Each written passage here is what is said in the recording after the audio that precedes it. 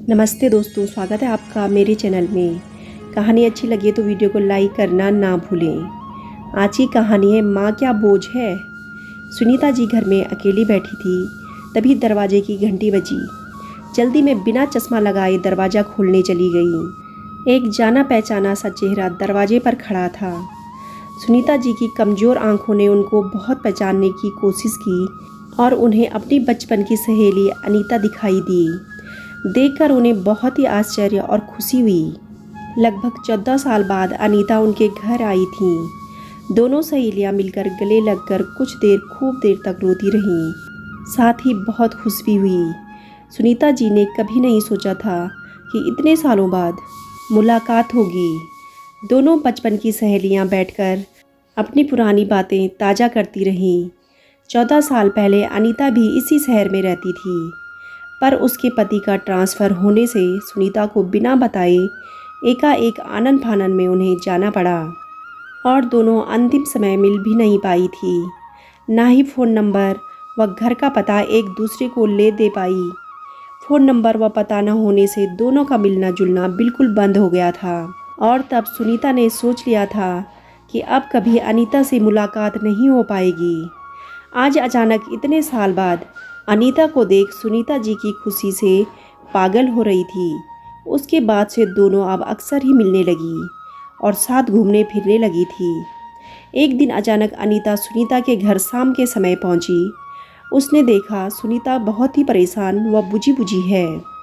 उसने उसका कारण जानना चाहा, पर सुनीता जी ने बताने में आनाकानी करने लगी। थोड़ी देर बाद अनीता ने उनके कंधे पर हाथ रखते हुए बोला, मैं तुम्हारी बचपन की सहेली हूँ। मुझसे भी तुम अपनी बातें सुख दुख नहीं बताओगी तो क्या फ़ायदा हमारी दोस्ती का। अपने मन को हल्का कर लो, अपने मन की बात कह दो मेरी बहन। सुनीता जी की आंखों में मोटे मोटे आंसू आने लगे और बोली कि अनीता, जब से तेरे जीजा जी का देहांत हुआ है तब से मेरे बेटे बहू और राहुल का व्यवहार बहुत ही बदल गया है। दोनों बेटा बहू अपनी नौकरी में इतने बिजी रहते हैं कि कोई मेरी तरफ ध्यान ही नहीं देता, कोई मुझसे बात भी नहीं करता और यदि मैं करूं तो चुप रहने को बोलते हैं। बस मेरा काम है खाना खाना और अपना मुंह बंद करके रखना। ज़रा भी किसी बात पर अपनी राय दो तो दोनों कुछ न कुछ सुना देते हैं। एक ही बेटा होने से मेरे पास कोई दूसरा ऑप्शन भी नहीं है कि मैं कहीं और भी नहीं जा सकती। मन मार के यहीं रहना पड़ता है। मुझे ऐसा महसूस होता है जैसे मैं इनके ऊपर बोझ हूँ। हुए सुनीता बोली, तुम्हारा अच्छा है कि तेरे 2 बेटे हैं, तो आराम से दोनों में से किसी के साथ भी रह सकती है। एक नहीं ध्यान रखेगा तो दूसरा तो है ना। सुनीता की दुख भरी बातें सुनकर अनीता ने उनको समझाते हुए बोला, बेटा, एक हो या 4 सेवा करने वाले होते हैं तो एक भी करता है और नहीं करने वाले होते हैं तो दोनों ही नहीं करते। बच्चे माँ बाप को बेसहारा छोड़ देते हैं। सुनीता, सही मानो तो मुझे लगता है खुद को स्वस्थ और अपना ख्याल रखना चाहिए। सुनीता, दुनिया को देखकर मुझे ऐसा एहसास होता है कि आज के ज़माने में कोई किसी का कुछ नहीं करना था। खुद को स्वस्थ रखो और कहीं व्यस्त रखो।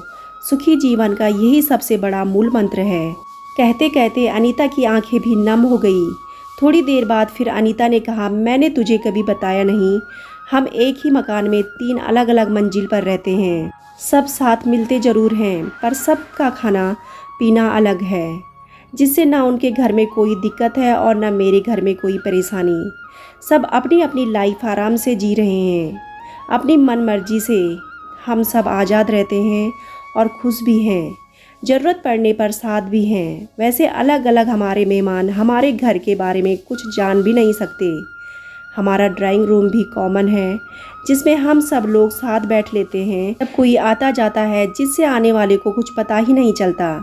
इसलिए तुम थोड़ी देर के लिए आई थी और तुम्हें कुछ पता नहीं चला, अनीता ने समझाते हुए बोला। थोड़ी देर बाद सुनीता मुस्कुराते हुए अपने आंसू पोंछते हुए बोली, मुझे लग रहा है कि तुम सही कह रही हो दोस्त। हमें अपने आप को कहीं व्यस्त रखना चाहिए। दुनिया में अकेले आए हैं और अकेले ही जाना होगा, इसलिए खुद को आत्मनिर्भर बनाना चाहिए तथा खुद को कहीं ना कहीं व्यस्त रखना चाहिए। मैं कल ही जाकर पास की झुग्गी झोपड़ियों में गरीब बच्चों को पढ़ाने में अपना समय बिताऊंगी। अब मैंने यह सोच लिया। गंभीरता के साथ सुनीता लंबी सांस भरते हुए बोली, अनीता ने बोला, ठीक है, अब मैं भी तेरे साथ ही चला करूँगी। हम दोनों बुढ़ापे में कुछ नेक काम करेंगे और अपने बुढ़ापे को अच्छा बनाएंगे तथा अपनी ज़िंदगी में कुछ बदलाव लाकर अपने दम पर दूसरों की ज़िंदगी में बदलाव लाने की कोशिश करेंगे।